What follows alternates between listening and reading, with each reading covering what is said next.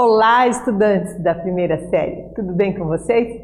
Nesta aula vamos conversar sobre crônica. Observe os nossos objetivos. Ler uma crônica identificando informações explícitas e implícitas. Refletir sobre a crônica identificando os recursos de estilo e linguagem. Vem cá, você já leu várias crônicas, não é mesmo? E sabe que a crônica tem uma característica singular. Tá lembrado qual é? Sim, ela narra fatos do cotidiano, do dia a dia. E sobre esses fatos temos sempre uma reflexão, alguma coisa que te faça pensar sobre o tema da crônica. Antes de começar o nosso texto, vou refletir com vocês sobre alguns pontos.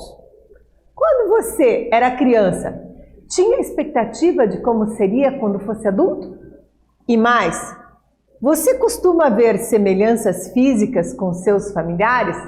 Rostinho de um, cara do outro? Nossa, olha, esse olhar é da mamãe, do papai. Você já ouviu essas expressões? Já ouviu alguma situação em que pessoas, infelizmente, desqualificam a aparência de outras? Chato isso, né?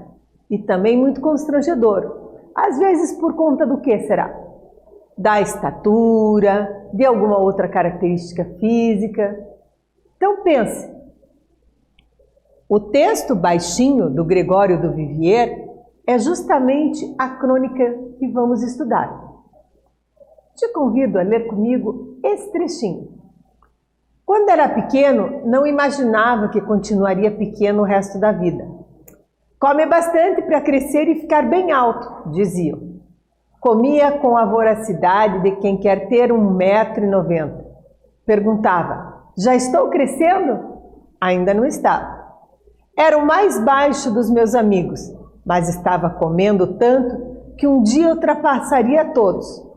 Minha mãe, talvez percebendo que a única coisa que esse mito estava gerando era obesidade, confessou: Gregório, não importa o que aconteça, você nunca vai passar de 1,70 m. A atividade 1 vai conversar sobre a crônica. Então, a crônica apresenta uma situação cotidiana. E mesmo cotidiana? Do dia a dia, muito bem. Apresentada como uma experiência real do cronista. Cronista, pessoa que escreve a crônica. Que situação deu origem a essa crônica? Você sabe? Faz aí que eu te aguardo aqui.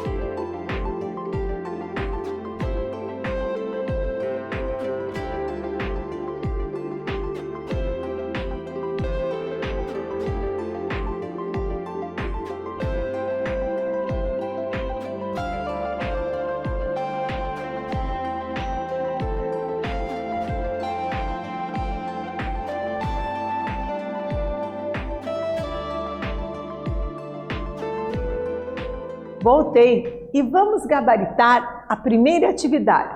Retomando a questão que eu tenho. A crônica apresenta uma citação cotidiana, apresentada como uma experiência real do cronista. Que situação deu origem a essa crônica? A situação foi qual? Que ele comia bastante, né? Achando que comendo muito, o que aconteceria? Ia ficar bem alto. E finaliza com a mãe desabafando. Não importa o que você coma, você vai ficar obeso e não vai passar de 1,70 m. No texto, essas informações estão até marcadas pela fala da personagem. E você observa aqui, ó, o uso das aspas. Come bastante para crescer e ficar bem alto. Então, o que ele fazia? Perguntava se já estava crescendo e descobria que não. Com isso, um dia, a mãe, percebendo que ele já estava obeso, né, fora do peso, desabafou: Gregório, não importa o que aconteça, você nunca vai passar de 1,70 m. Mais uma vez, eu noto que as aspas sinalizam a fala da mãe, da personagem. Então, gabaritando aqui, você escreveria mais ou menos assim, confere aí. O fato do cronista acreditar, na infância, que comer bastante ajudaria a crescer e ficar bem alto, e descobrir que nunca passaria de 1,70 m. Repare que eu coloco aqui entre vírgulas a expressão na infância, porque é o período do qual estamos tratando na crônica. Seguimos com a leitura. Vamos lá? Não importa o que aconteça, eu estava amaldiçoado. Carregava nas costas o peso do futuro. Chorei por horas, talvez dias, embora possam ter sido só alguns minutos. Queria ser goleiro da Holanda ou detetive da Scotland Yard, profissões de gente alta. Talvez eu tenha que me contentar com a ginástica olímpica. E chorei mais um pouquinho. Quando via um baixinho, batia uma tristeza profunda de lembrar do futuro. Era como aquelas propagandas que diziam: não percam, domingo no Faustão. Não, o domingo vai chegar e o Faustão também. A vida é melhor sem saber disso. A atividade 2 pressupõe a releitura de um trecho. Professora, por que é importante ler pausadamente esse trecho? Para que você retome bem a questão a ser colocada acerca do que está aqui no quadradinho azul, no retângulo azul. Perceba, queria ser goleiro da Holanda ou detetive da Scotland Yard, profissões de gente alta. Talvez eu tenha que me contentar com a ginástica olímpica. E chorei mais um pouquinho. Agora eu pergunto, indique o fato que desencadeia o humor, né? O que torna isto engraçado? Faz aí, eu te aguardo aqui.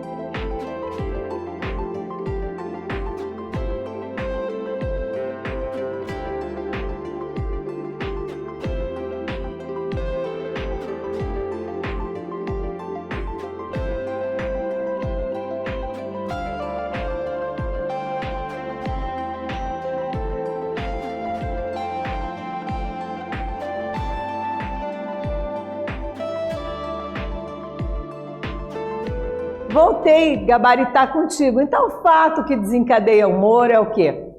Que ser goleiro da Holanda, o detetive da Scotland Yard, né, o serviço secreto da Inglaterra, são profissões de gente alta, e ser ginasta olímpico é profissão de gente baixa. De onde tirou estas informações não sabemos, né? Mas no contexto da crônica era o pensamento da criança. Continuando a leitura, temos: até que cresci, não muito, mas cresci.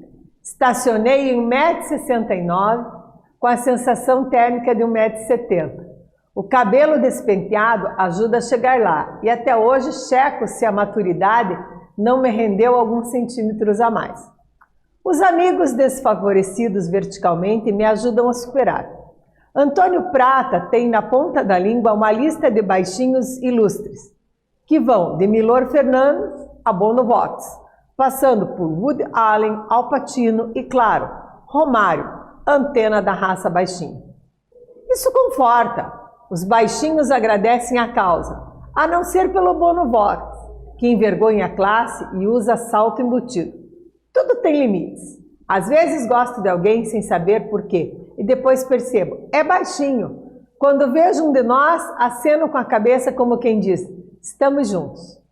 Odiamos shows em pé. Ainda comemos como quem um dia quis crescer. Nunca vamos ser goleiros ou detetives da Scotland Yard, mas nos resta a simplicidade de quem olha o mundo de baixo para cima, além do conforto em cadeiras da classe econômica e da propensão para a ginástica olímpica. Se você gostou do texto, você pode checar a referência aqui, está disponível na Folha UOL, né? E é um texto do Gregório do Vivier, né? Então você pode dar uma olhada lá, conhecer outros textos dele. Vamos conversar sobre as características da crônica. A primeira, já falei no início da aula, qual é? Falar de um fato cotidiano, né? E são narrados de que maneira? Literária, pessoal. O texto narrativo que parte de algo, então, simples do dia a dia, né? Que aconteceu por alguma razão, despertou a atenção, atraiu o olhar do cronista para aquilo, provocando a escrever. Por vezes pode ser uma carteira caída no chão recheada de notas, pode ser também uma família comemorando um aniversário dentro de um bar com uma única fatia de bolo, pode ser também uma pessoa que pegou o ônibus e conheceu o seu grande amor. Os temas das crônicas são os mais variados. A questão é reflexões escritas que tentam traduzir o quê? Sentimentos e percepções que cercam a nossa vida. Você percebeu na crônica lida que ele finaliza, olha, enaltecendo, né? Dizendo, ó, ele olha a vida de baixo para cima, tem conforto em cadeiras da classe econômica, né? E da propensão à ginástica, o quê? Olímpica. Então, valorizando o fato de que a sua estatura não privilegiada, ou seja, o fato dele ser baixinho, tem suas vantagens também. E essa reflexão, né? Vantagens, desvantagens, conversar sobre isso. E o apoio dos amigos, né? Destacando notoriamente outros escritores famosos, outras celebridades. Em relação aos elementos da narrativa, a crônica apresenta narrador, pode ser narrador-personagem, narrador-observador. Os personagens, nós temos o protagonista, os personagens secundários. Em relação ao tempo, nós podemos ter tanto o tempo cronológico como psicológico. O espaço pode ser aberto ou fechado. E no enredo, o que analisamos? O clímax, né? O epílogo, tá? Então, os elementos da narrativa presentes. A atividade 3 tem duas proposições, observe. Coloquei ali uma animação para você já ir ficando mais antenado. Na alternativa A, eu quero saber, na crônica de Gregório, apresenta o fato de ser baixinho, como uma característica mais positiva ou negativa. Repare que esse baixinho eu coloquei entre aspas, porque é o termo retirado da crônica. Na letra B, no trecho, abre aspas, né? Sempre que eu retiro fragmento de um texto, eu coloco entre aspas. Quando vejo um de nós, aceno com a cabeça como quem diz, estamos juntos. A quem o pronome nós se refere? Como você chegou a essa conclusão? Então, lembrando que os pronomes existem no singular e no plural. Eu, plural de eu, nós, de tu, vós, de ele, eles, né? De ela, elas. Com isso, faz aí que eu te aguardo aqui.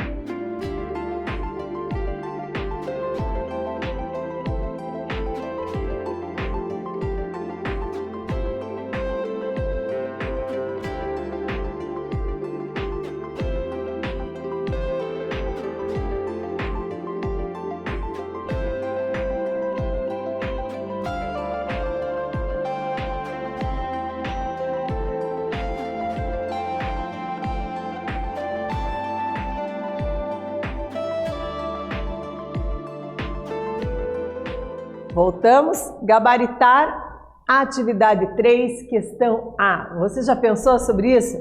Então, olha só. A ideia é que para o cronista, a altura torna-se o quê? Um traço que reflete, então, a própria personalidade desse cronista.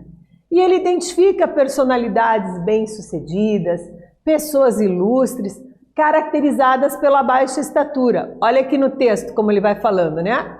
Então, ele vai colocando aqui, ó, várias pessoas, né? Ó, o Antônio Prata, a lista de ilustres baixinhos, né? O Milor Fernandes, o Bono Vox, o Woody Allen, né? Famoso diretor cinematográfico, Al Pacino, ator americano. Então, assim, vai colocando vários, né? O jogador de futebol Romário, né? Al Pacino ficou famoso por fazer perfume de mulher, é um filme muito bem cotado. Então, você observa aqui esses ilustres caracterizados pela altura. Na questão B, a questão que fala do pronome, né? A quem o pronome nós se refere? Perceba, retomando o trecho, quando eu vejo um de nós, o que você nota? Exatamente, ele está se incluindo, né? O próprio cronista é um deles. Então, em lugar de eu, ele usa o plural nós. E cria uma identidade com o grupo, ou seja, uma cumplicidade. Aqui temos, né, para você se ligar, a ironia. Então, figura de linguagem por meio da qual se diz o contrário do que se quer fazer entender. Um dos efeitos de sentido da ironia é contribuir para a questão do humor. Imagine, você está passando numa rua, alguém chuta uma bola, quebra uma vidraça. Você olha para o autor do gol da vidraça quebrada e diz, bonito, hein? Na verdade não foi bonito, você está ironizando. Então essa figura de linguagem chamada ironia serve justamente para fazer isso, para a quebra de humor. Temos aqui a atividade 4. O texto se encerra de forma então irônica. Localize esse trecho e explique por que ele contribui para que a visão sobre a baixa estatura do escritor seja entendida de maneira positiva. Faz aí, que eu te aguardo aqui.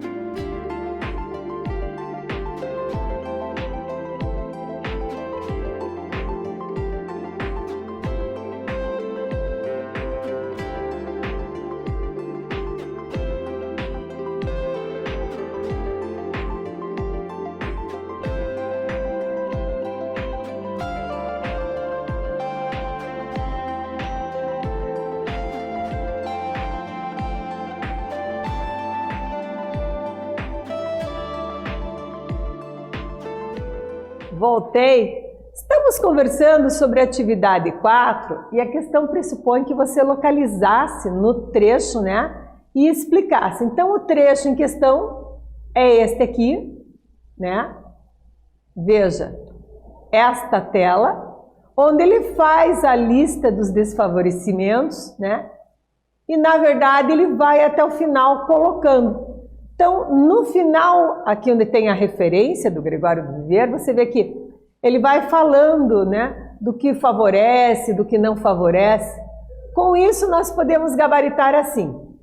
A ironia está, então, no trecho final. Nunca vamos ser goleiros ou detetives da Scotland Yard, mas nos resta a simplicidade de quem olha o mundo de baixo para cima, além do conforto em cadeiras da classe econômica e da propensão para a ginástica olímpica. Por exemplo, olhar o mundo de baixo para cima é uma visão de quem mira o alto, o céu. Então não se depara com limites, né? Ao contrário do que supostamente ocorreria com indivíduos altos, que veriam o mundo de cima para baixo, mirando o chão, o limite. Então a ideia que ele quer passar, ironicamente, é essa. O que aprendemos? Reconhecemos o estilo de linguagem de uma crônica, no caso aqui, um estilo com humor, com ironia. Lemos uma crônica do Gregório do Vivier, identificando informações explícitas e implícitas. Refletimos sobre o gênero crônica, identificando os recursos de estilo e linguagem. Espero que vocês tenham gostado. Até breve!